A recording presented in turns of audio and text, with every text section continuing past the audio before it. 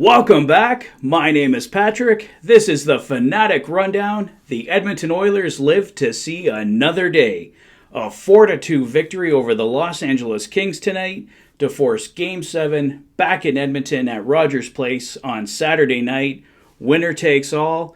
The Oilers fought hard to earn that home ice advantage. On Saturday night, they have to use it to their advantage. Give the hometown fans a show. Get this series done. The Oilers needed their big guns to come through for them tonight, and they do so in a big way. Connor McDavid, Evander Kane, Leon Draisaitl all either have goals or assists for the Oilers tonight. Evander Kane with a pair of goals, including the empty netter that helped seal the Oilers' victory tonight. The team that scores first has won every single game in this series. That, of course, continues tonight. Connor McDavid gets the Oilers started right away. A beautiful rush up the ice. Spins it around the net and then buries it past Jonathan Quick to give the Oilers the 1-0 lead. The Oilers' 1-0 lead carries over into the second period. Early in the second, Evander Kane with a perfect tip puts the Oilers up 2-0, and it looks like the boys are off and running. Not long after Kane scored, it looked like he might have his second of the night. Just moments before Kane put the puck in the net, Zach Hyman is pushed into Jonathan Quick. Quick does have a few seconds to recover before Kane puts it in the back of the net.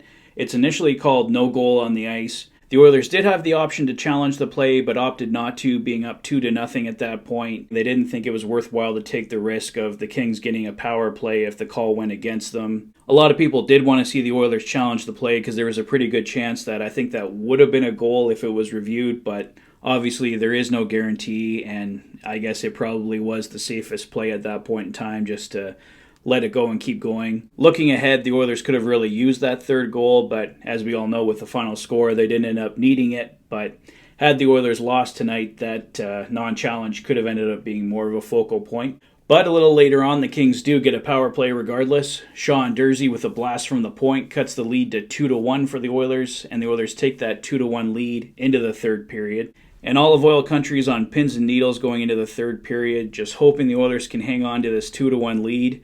But it was a very short-lived dream. Just 29 seconds in, Carl Grundstrom ties it for the Kings 2-2, and we have a battle for the remainder of the third period.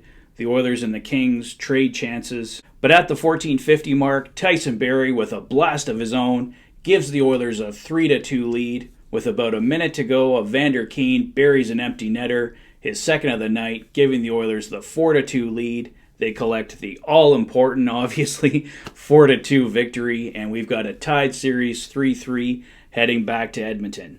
A lot of positives tonight for the Oilers. They actually outshot the LA Kings. Final shots 37-32, but it was a much wider gap for most of the game. A really impressive stat for the Oilers. The Kings have outshot them for most of the series. Another big thing I noticed tonight was guys getting in shooting lanes. The Kings weren't getting a ton of high-quality chances because guys were getting their stick in the lanes, blocking. Chris Russell, obviously the king of shot blocking, he was at it tonight. Josh Archibald, I remember, had a great block for the Oilers tonight.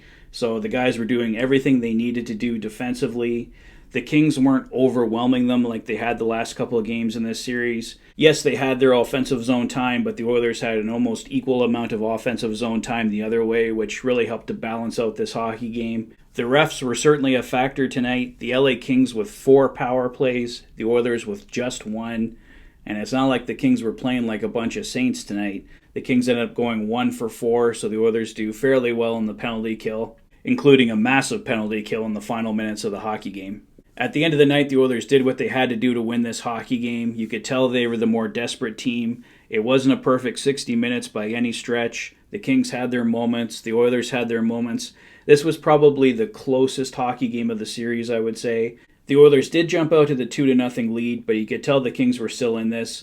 They come back and tie it eventually. We've seen in other games in this series when the Kings take the lead, they can really dictate the hockey game and shut it down, so it was really important that the Oilers never trailed tonight. And like I said, the team that has scored first has won every game in this series, so going into Game 7, that first goal is huge. The Oilers have to come out with another strong start, try and get that goal, build from there, and take this series. My player of the game tonight, Connor McDavid, with 1 goal and 2 assists. The Oilers needed a huge game from him, and he delivered.